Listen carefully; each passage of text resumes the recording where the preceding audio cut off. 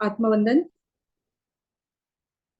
सीतायन जो बुक हमने पढ़ना शुरू किया है वो तो चालू करते हैं हम। Page number 122। महाराज दशरथ स्वर्ग सिधार गए। श्री राम के अनुज और महारानी कैकेयी के पुत्र भरत इस इन सभी घटनाओं से व्याकुल होकर जंगल चले गए। श्री राम लक्ष्मण व सीता को बुलाने और मनाने के लिए उन्होंने बहुत प्रयास किया उन्हें वापस लाने का। सभी को लगा वे इनमें सफलता प्राप्त कर लेंगे, शायद अब वे वापस लौट आएंगे।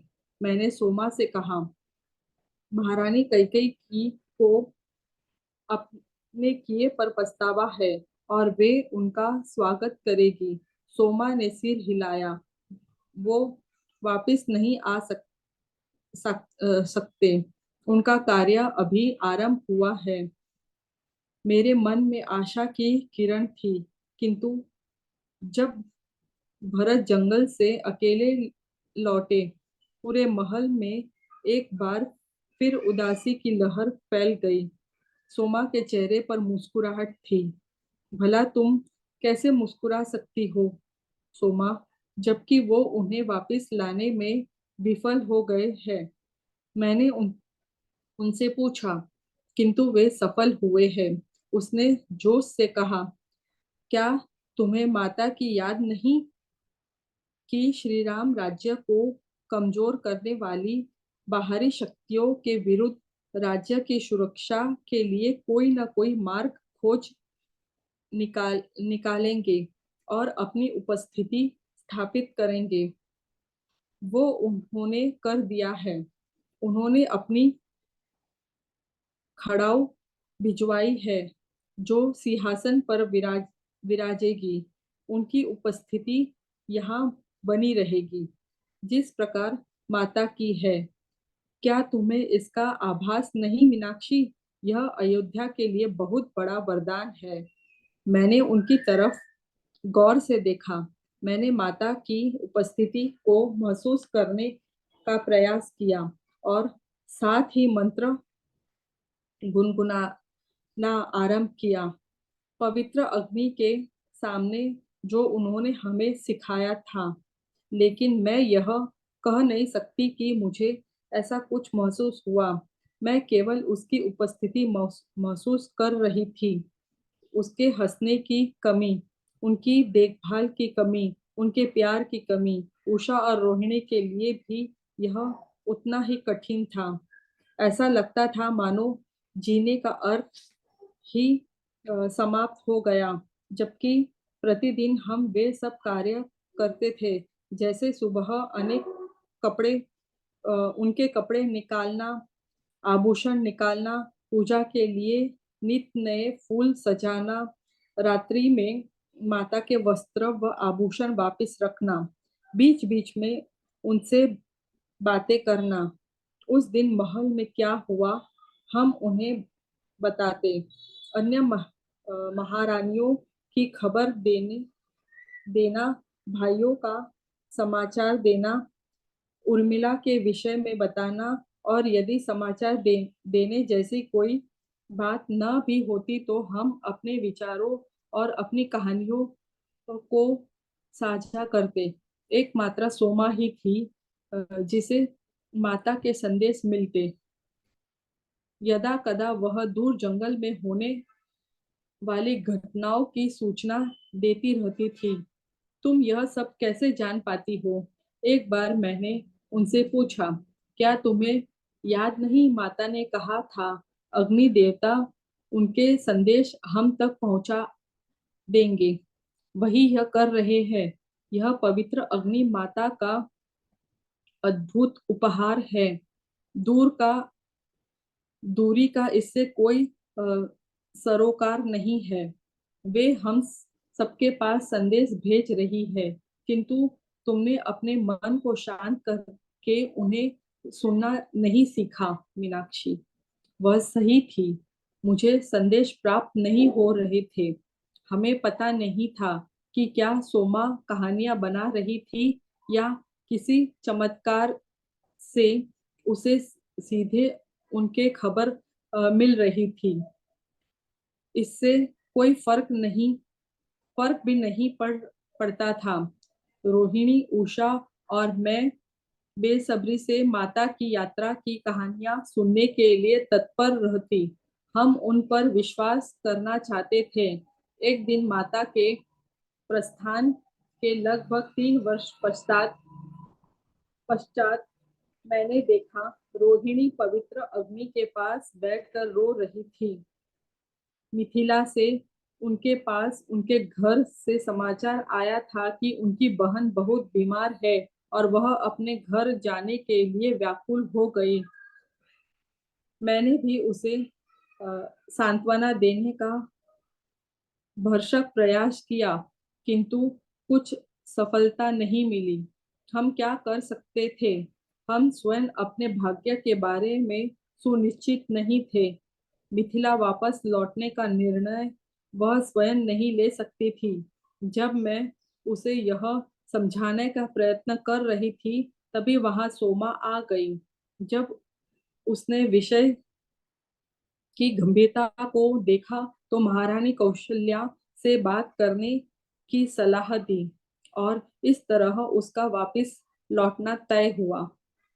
परदेश में हम सब एक परिवार की तरह, सगी बहनों की तरह रहने लगी थी और उसका वापस लौटना हमारे छोटे से घर में एक और बड़े छेद जैसा था। मैं यह कहने का साहस नहीं जुटा पाई कि मैं भी वापस जाना चाहती थी। रात्रि में बहुत बार मैंने मिथिला के महल में वापस जाने की कल्पना की, लेकिन मुझे एहसास हुआ कि माता की अनुपस्थिति और जनक बाबा का आश्रम में होना अब उस अतीत के जैसा न हो सकेगा। हम अतीत को फिर नहीं बना सकते, वो बीत चुका है। फिर भी मैं उन पुराने दिनों को बहुत याद किया करती थी।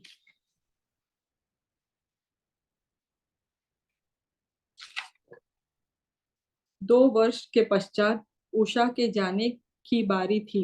वह हमें छोड़कर चली गई थी, मिथिला की शांति और आनंद के जीने के लिए नहीं, अपितु आकाशीय शांति के लिए। वह बीमार पड़ी और अचानक चल बसी और फिर सोमा और मैं ही रह गई उस पवित्र अग्नि और उसकी उपस्थिति को जीवित रखने के लिए।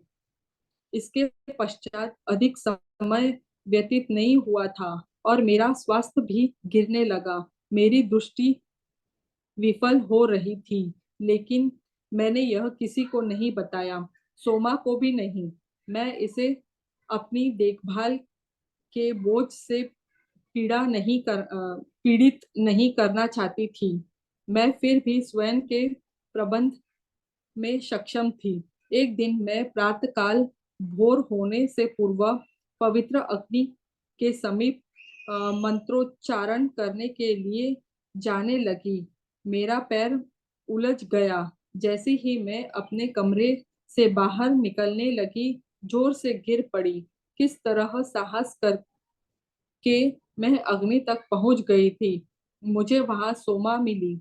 वह मुझसे पहले उधर पहुंच गई थी। मैंने उसे आश्चर्य से देखा।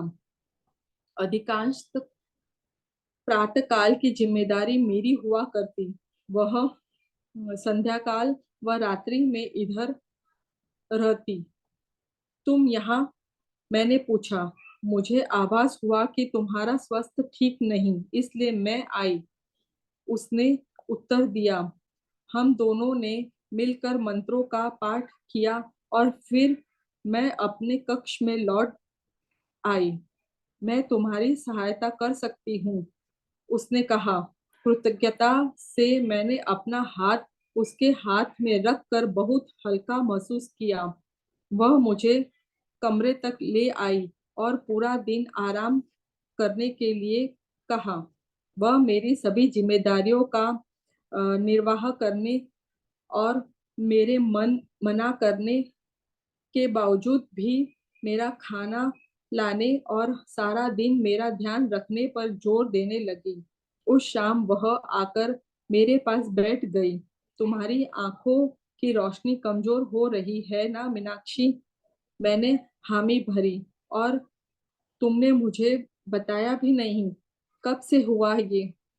कई महीने कई महीनों से, मैंने टूटी फूटी आवाज में कहा। किंतु लगता है यह पहले से अधिक बदतर हो गया है। मैं तुम्हें कष्ट नहीं देना चाहती थी सोमा, किंतु अब मैं डर रही हूँ। मेरा क्या होगा? एक बूढ़ी अंधी शापित से कोई मिथिला से आई नौकरानी का भला महल में क्या काम? बेशक मुझे बाहर निकाल दिया जाएगा। शाप की बात न करो, उसने तीखे स्वर में कहा। क्या उस दिन माता ने तुम्हें नहीं कहा कि ना तुम वृद्धा हो ना शापित? फिर कोमलता से उसने जोड़ा।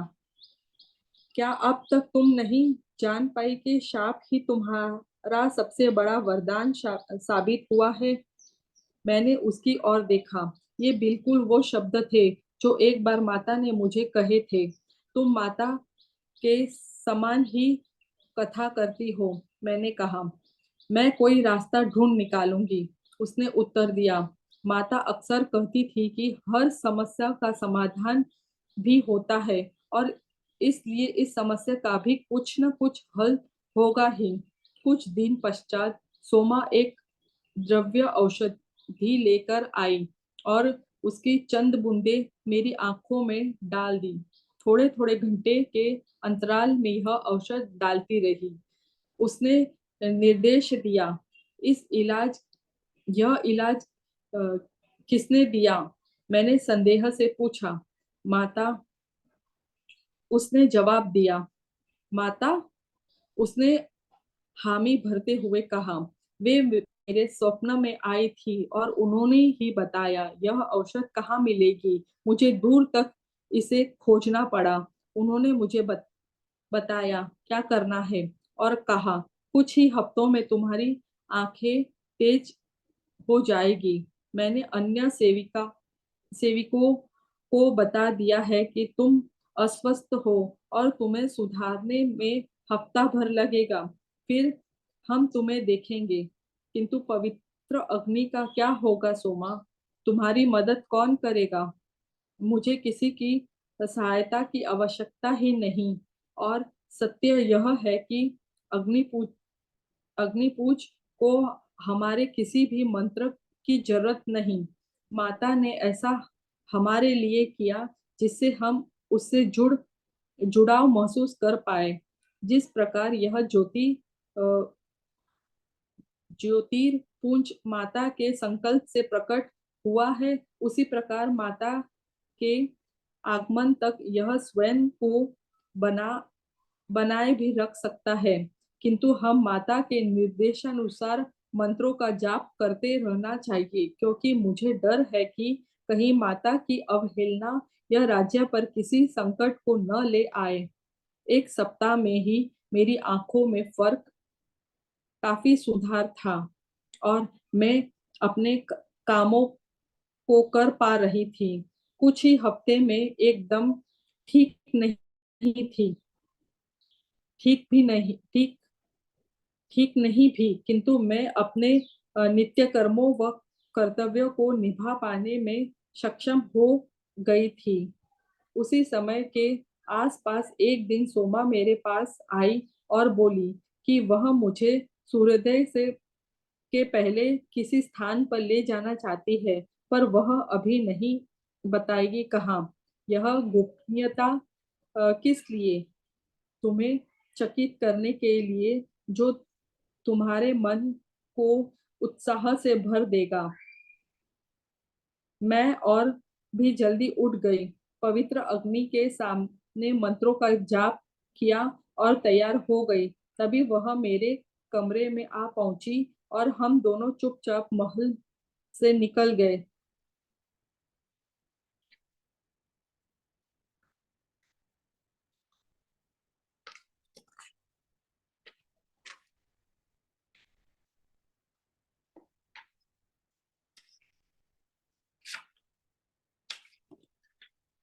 सरयू नदी के किनारे। वह आगे और मैं उसके पीछे पीछे।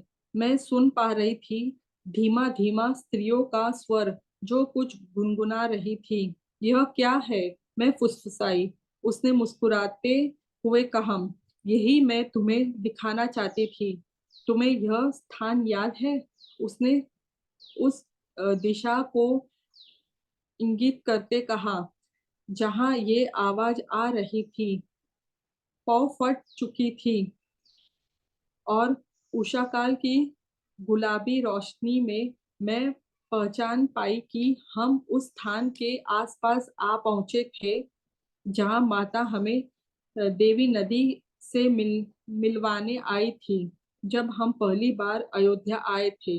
हाँ, यह वही जगह है ना जहां माता नदी देवी के साथ जल के जल में क्रीड़ा कर रही थी। अब देखो और सुनो, वह बोली। ठीक उसी जगह अयोध्या की स्त्रियां माता के लिए प्रार्थना कर रही है। मैं इन्हें बहुत वर्षों से देख रही हूँ। ठीक सूर्योदय से पूर्व पहले केवल एक औरत थी जो अकेली आती थी और मंत्र गायक सरयू देवी की उपासना किया करती, अपनी रानी और राजा राम की सुरक्षा के लिए जो वनवास चले गए थे। फिर कुछ और आने लगी और अब देखो यहाँ दर्जनों स्त्रियां हैं जो हमारी माता की सुरक्षा की कामना कर रही है। मेरा हृदय ये देखकर द्रव द्रवित था। जिस रानी को ये जानती भी नहीं, उसके लिए इनके मन में इतनी श्रद्धा है। सोमा, तुम सही कहती हो। माता के प्रति इसका अगाध प्रेम देखकर मेरा हृदय भी खुशी से झूम उठा है। इससे बड़ा उपहार वे हमें नहीं दे सकते। एक दिन जब माता सीता वापस आएगी, इन सभी स्त्रियों को धन्यवाद देगी।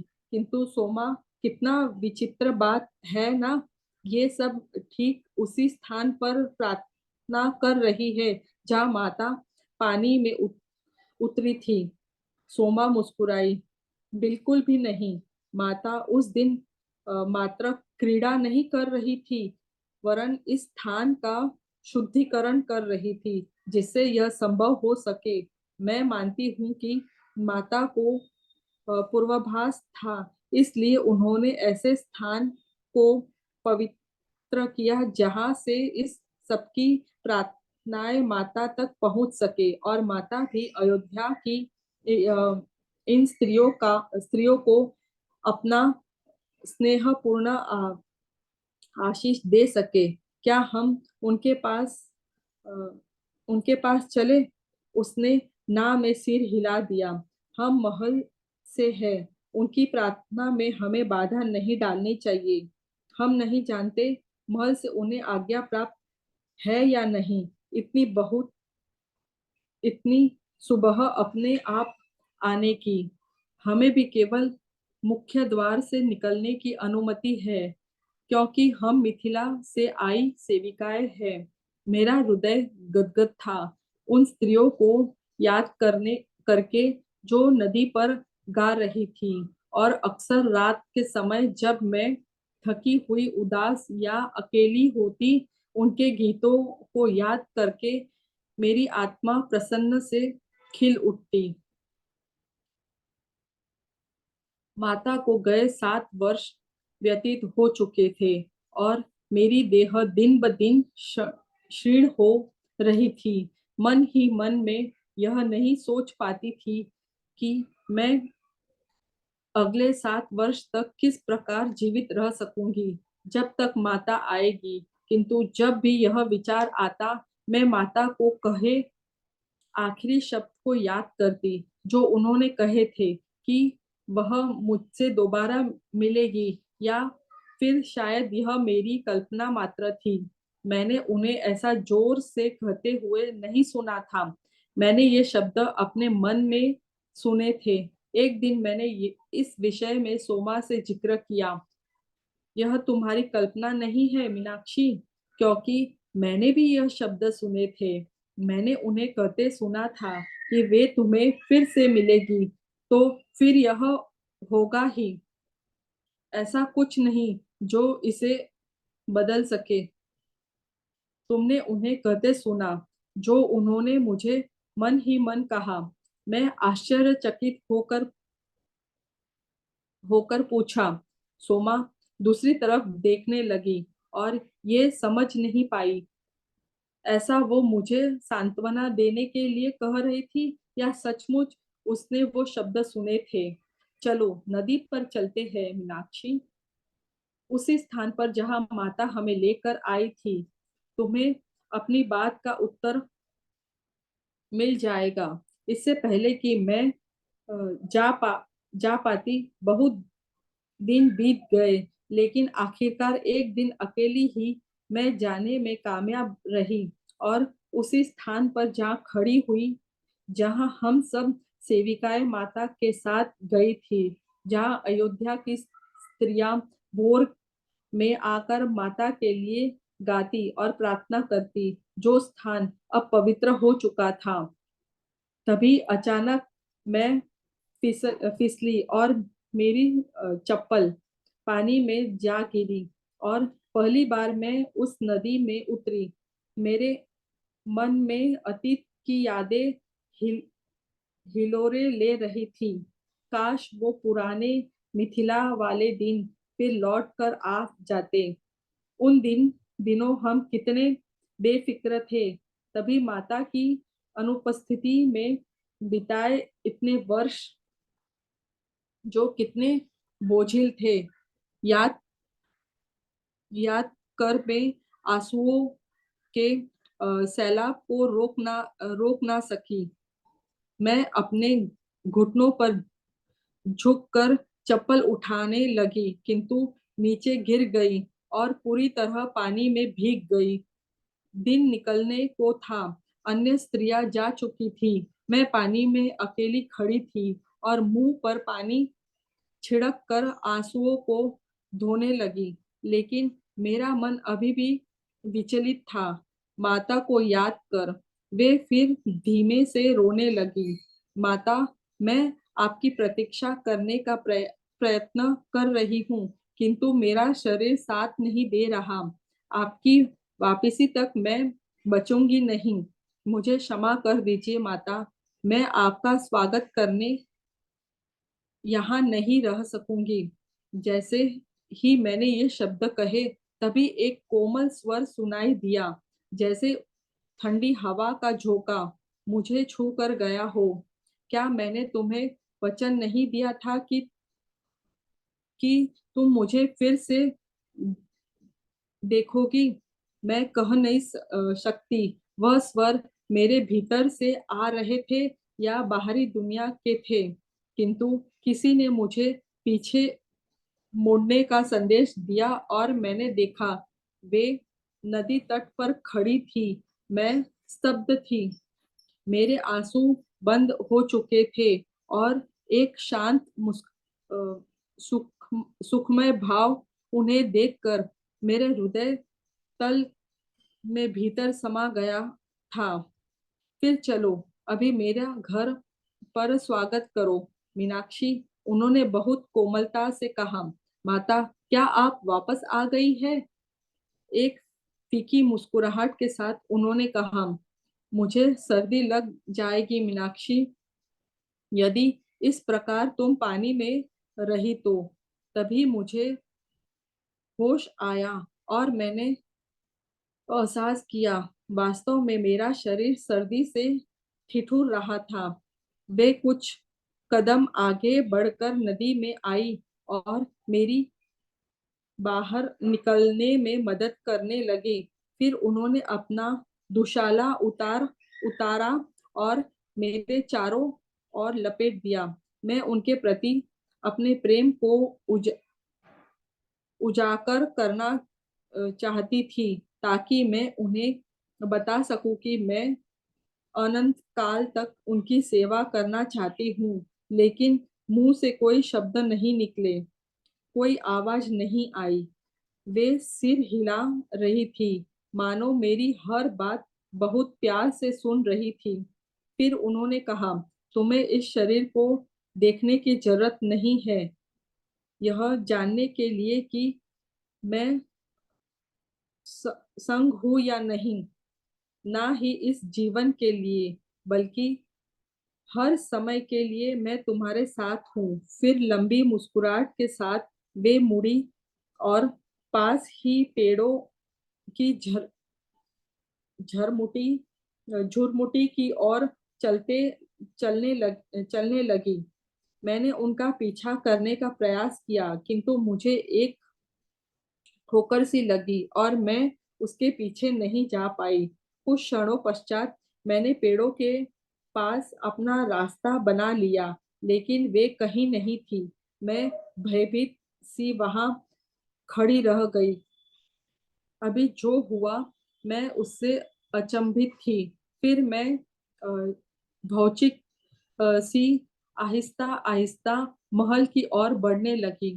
जब सोमा ने मुझे देखा तो आश्चर्यचकित हो चिल्लाई, मीनाक्षी, तुम्हें माता की शाल कहाँ मिली?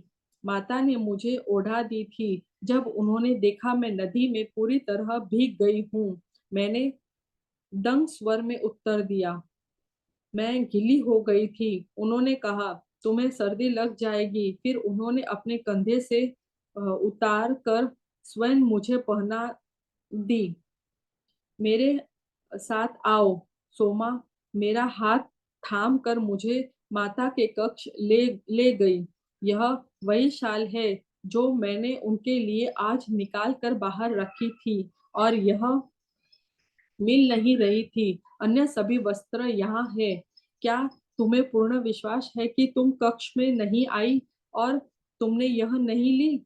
सोमा, क्या मैं ऐसा कर सकती हूँ? मैं आश्चर्य से बोली, भयभीत भी। भला यह ऐसा सोच भी कैसे सकती है, किंतु ये ही वे वस्त्र है जिनमें मैंने उन्हें देखा था।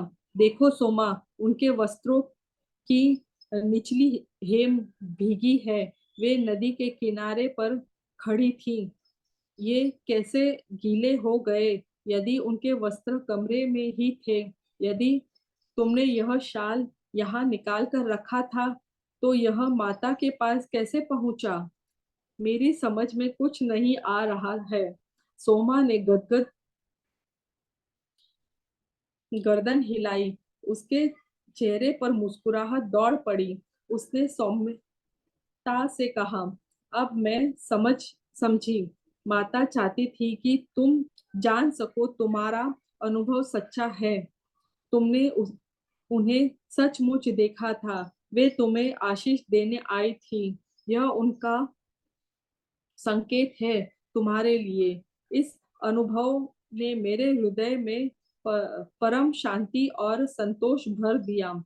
कई हफ्ते बीत गए। एक दिन मैं बहुत कमजोर महसूस कर रही थी और में बिस्तर से उठ भी नहीं पा रही थी। सोमा मुझसे मिलने आई।